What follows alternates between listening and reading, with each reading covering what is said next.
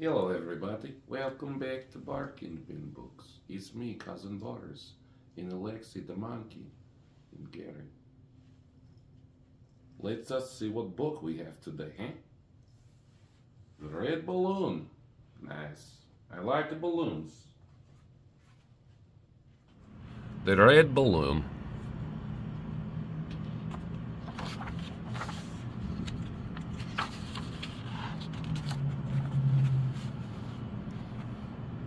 Once upon a time, in Paris, there lived a little boy whose name was Pascal.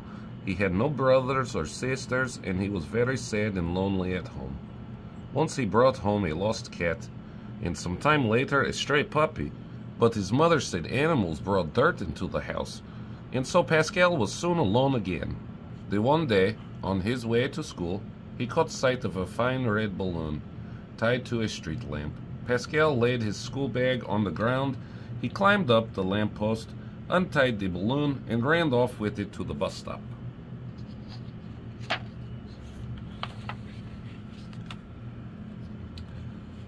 But the conductor knew the rules. No dogs, he said, no large packages, no balloons.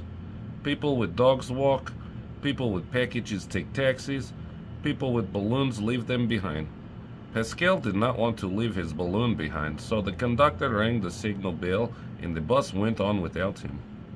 Pascal's school was a long way off, and when he finally reached the school door, it was already shut. To be late for school with a balloon, that was unheard of. Pascal was very worried.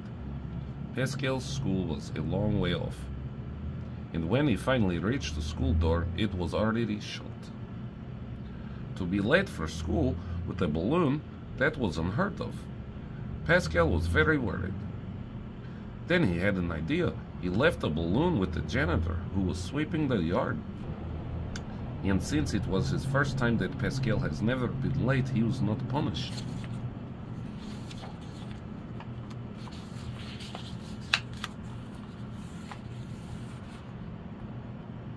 When school was over, the janitor who kept the balloon in his room for Pascal gave it back to him. It had begun to rain, and Pascal had to walk home because of those silly rules about balloons on buses. But he didn't want his balloon to get wet. There was an old gentleman just going by, and Pascal asked him whether he and the balloon could take shelter under his umbrella. So from one umbrella to another, Pascal made his way home.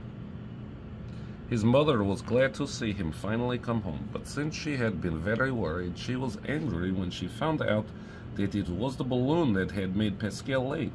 She took the balloon, opened the window, and threw it out.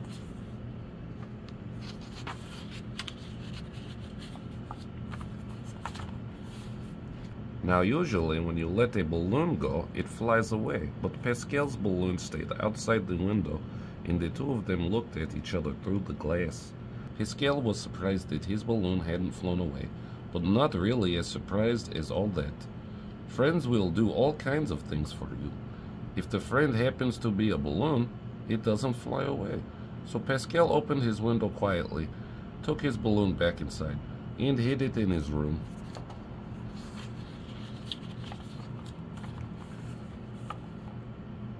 The next day, before he left for school, Pascal opened the window to let his balloon out and told it to come back to him when he called.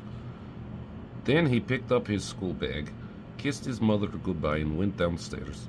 When he reached the street, he called, "Balloon, balloon," and the balloon came flying down to him.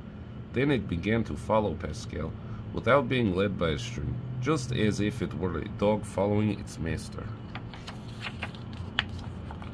But like a dog, it didn't always do as it was told.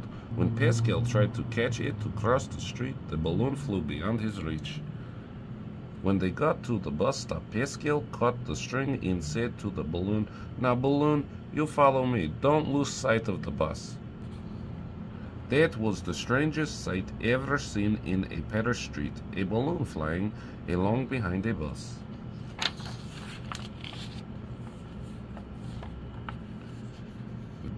When they reached Pascal's school, the balloon still would not let Pascal catch it. But the bell was already rung, and the door was just about to close, so Pascal had to hurry in alone. He was very worried. but the balloon flew over the school wall and got in line behind the children. The teacher was very surprised to see the strange new pupil. And when the balloon tried to follow them into the classroom, the children made so much noise that the principal came along to see what was happening. The principal tried to catch the balloon to put it out the door, but he couldn't. So he took Pascal by the hand and marched him away. The balloon left the classroom and followed him. The principal locked the boy up inside his office. The balloon, he said to himself, would stay outside the door. But that was not the balloon's idea at all. When it saw that the principal had put the key in his pocket, it sailed along behind him as he walked down the street. All the people knew the principal very well, and when they saw him walking past, followed by a balloon, they shook their heads and said, "The principal's playing a joke. It isn't right. A principal should be dignified. He shouldn't be playing like one of the boys in the school."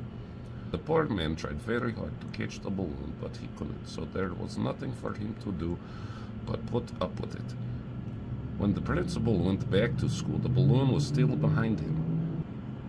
The principal was only too glad to let Pascal out of his office and to be rid of him and his balloon.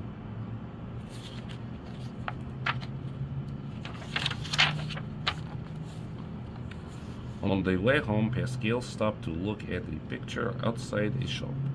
It showed a little girl with a hoop. Pascal thought how nice it would be to have a friend like that little girl. Just at that moment, he met a real girl, and in her hand she held the string to a blue balloon. Pascal wanted to be sure she noticed that his balloon was a magic one, but the balloon wouldn't be caught, and the little girl began to laugh.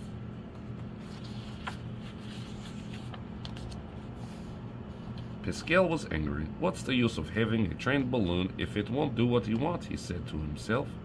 At that very moment, some of the tough boys of the neighborhood came by.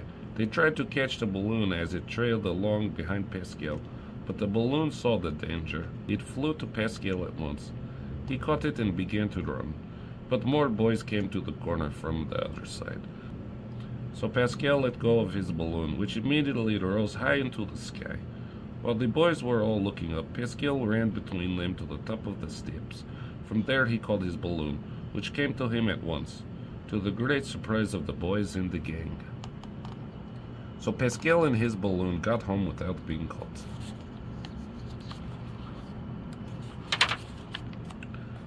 The next day was Sunday. Pascal went to church, and although he told the balloon to stay at home, it did exactly as it pleased and followed him right into church. Pascal had to leave in a hurry. His balloon certainly had no sense of what was proper. Pascal had plenty of worries. All this worrying made him hungry. So he went to the bakery for some cake. Before he went inside, he said to the balloon, "Now be good and wait for me. Don't go away." The balloon was good and only went as far as the corner to warm itself in the sun. But that was too far, for the gang of boys who had tried to catch it the day before saw it. They crept up to it, jumped on it, and carried it away.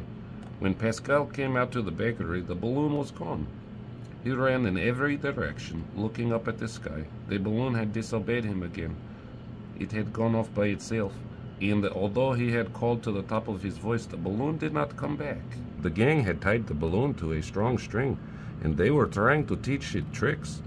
"We could show this magic balloon in the circus," one of them said. He shook his stick at the balloon. "Come here, or I'll burst you," he shouted.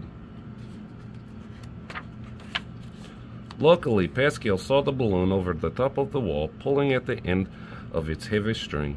He called to it. As soon as it heard his voice, the balloon flew towards him.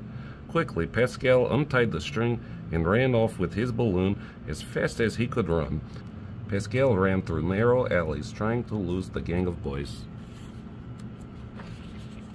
The boys raced after him.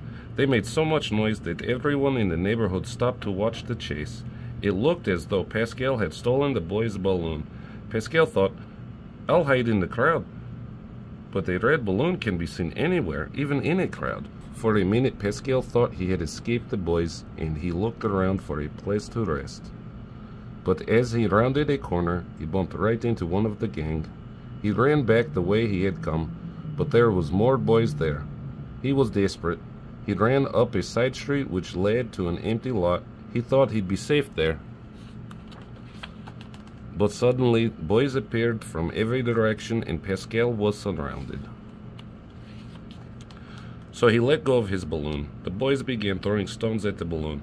"Fly away, balloon, fly away," Pascal cried. But the balloon would not leave its friend.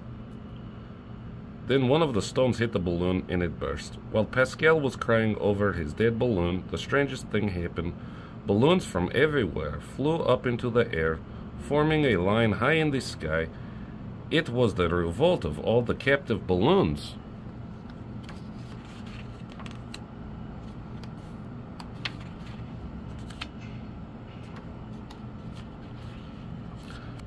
And all the balloons of Paris came down to Pascal, dancing around him, twisting their strings into one strong one and lifting him up into the sky. And that was how Pascal took a wonderful trip all around the world. And well, that was such a wonderful book about adventures in balloons. I hope you all enjoyed that. Did you like it, Monkey? Good enough for me. Goodbye. Yay. Woohoo. Hey, if you like that book and you want to see more like it, think about supporting us. Click that link. I'll take that $1 and send us $1 via Cash App. Or not. It's okay. It's just $1. Yeah. There you go. Press the button.